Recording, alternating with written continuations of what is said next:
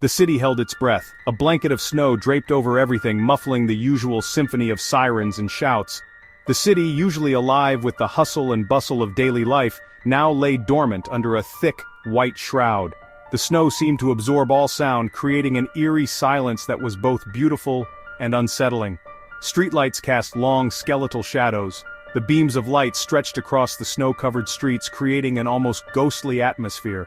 Each shadow seemed to move and shift with the falling snow, playing tricks on the eyes of anyone brave enough to venture out.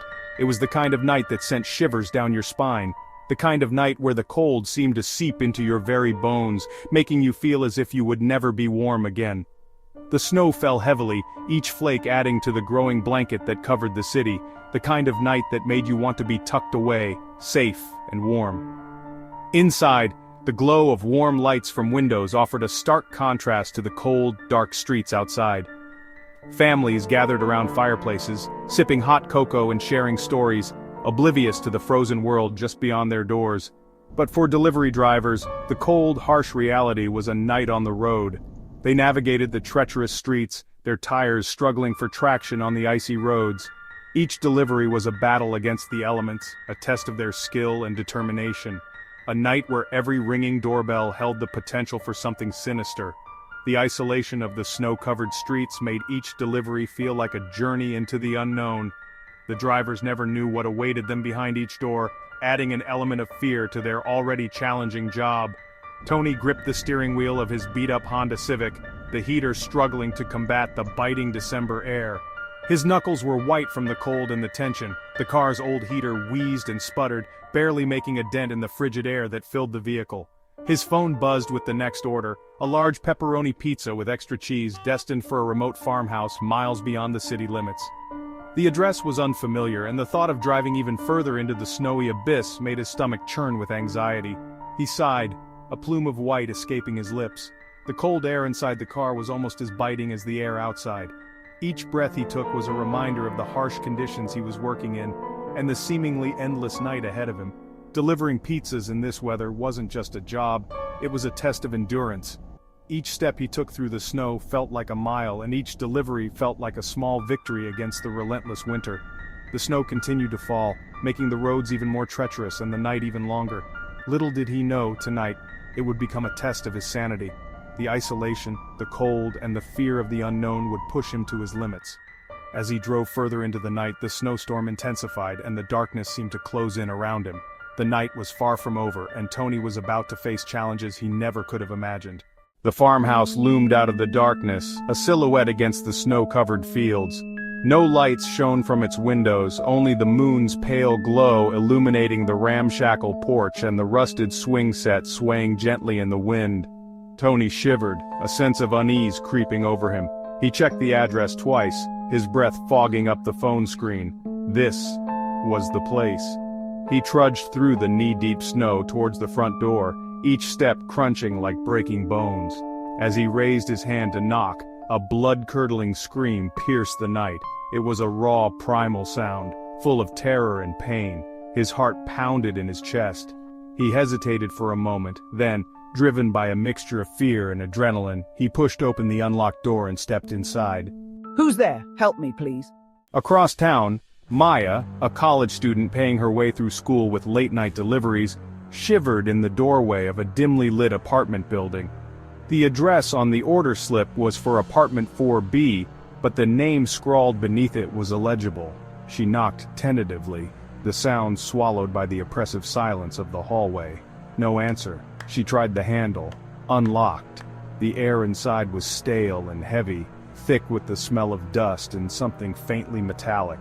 She called out, her voice echoing in the emptiness. Silence met her words. As her eyes adjusted to the gloom, she noticed something strange. The apartment was completely bare. No furniture, no pictures on the walls, just a single, dusty chair sitting in the middle of the room, bathed in the faint glow of the streetlight filtering in through the window. Hello, is anyone here? Meanwhile, Jake, a seasoned delivery driver known for his quick wit and even quicker deliveries, found himself navigating the winding roads leading to a secluded hilltop villa. The order was extravagant: 3 large pizzas with every topping imaginable, 2 liters of soda and a bottle of champagne. The tip, already prepaid on the app, was more than he made in a typical week. Wow, this is gonna be one heck of a delivery.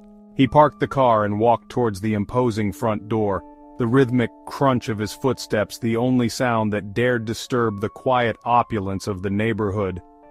As he reached for the doorbell, he noticed a faint glimmer of light reflecting off something in the upstairs window. It was gone as quickly as it appeared, but it was enough to pique his curiosity. Did I just see that? Must be my imagination. Back at the farmhouse, Tony stood frozen in the doorway, his senses assaulted by the stench of decay and the eerie silence that followed the scream. The air was thick with the smell of mold and rot, a testament to the years of neglect that had befallen the once lively home. The scream had pierced the night, shattering the stillness and leaving an unsettling quiet in its wake. Moonlight spilled through the grimy windows, illuminating dust motes dancing in the air. The beams of light seemed to cut through the darkness, casting long, eerie shadows that played tricks on Tony's eyes. He could almost hear the whispers of the past, the echoes of lives once lived within these walls. He took a hesitant step forward, his hand brushing against something cold and smooth.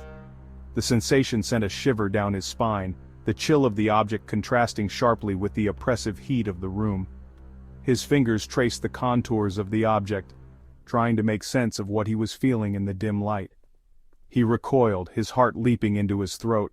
The realization of what he had touched dawned on him, and a wave of nausea washed over him. He stumbled back, his breath coming in short, panicked gasps. It was a life-sized mannequin, its porcelain face frozen in a grotesque imitation of a smile. The eyes, though lifeless, seemed to follow him, adding to the unsettling atmosphere of the room. The mannequin's presence was inexplicable, a silent sentinel in the decaying farmhouse. What the? He spun around, his pulse pounding in his ears, searching for the source of the scream. The darkness seemed to close in on him, the shadows deepening and shifting with every movement. He felt a growing sense of dread, as if the very walls were closing in on him. The room was empty except for the mannequin and a scattering of cobwebs. The silence was deafening, broken only by the occasional creak of the old house settling. Tony's mind raced, trying to piece together the events that had led him here. He could have sworn he heard someone or something moving in the shadows, but he couldn't be sure. The darkness seemed to play tricks on his senses, making him doubt his own perceptions. Every creak and groan of the house sent his heart racing, his imagination running wild with possibilities. He backed slowly towards the door, his eyes never leaving the unnerving grin of the mannequin. The fear was palpable, a tangible force that seemed to grip his very soul. He knew he had to get out, but his legs felt like lead, each step a monumental effort. I need to get out of here. Now. The urgency in his voice was clear, a desperate plea to escape the nightmare that had enveloped him. He turned and ran, the darkness swallowing him as he fled the farmhouse, the mannequin's gaze burning into his back. As Jake drove away from the villa, the image of the flickering light continued to nag at him. It was as if the light was trying to send him a message, a warning that he couldn't quite decipher. He tried to shake off the feeling of unease, but it lingered like a bad taste in his mouth. The road ahead was dark and empty, amplifying the eerie silence that surrounded him. Every shadow seemed to move, every rustle of the wind felt like a whisper in his ear. He glanced at the rear-view mirror, his heart skipping a beat. The darkness outside seemed to press in on him, making the interior of the car feel like a small, confined space. His eyes darted back to the road, but the urge to look again was overwhelming. Sitting in the back seat, shrouded in shadow, was a figure. It was barely visible, but its presence was undeniable. Jake's mind raced, trying to make sense of what he was seeing. Was it real, or just a figment of his imagination?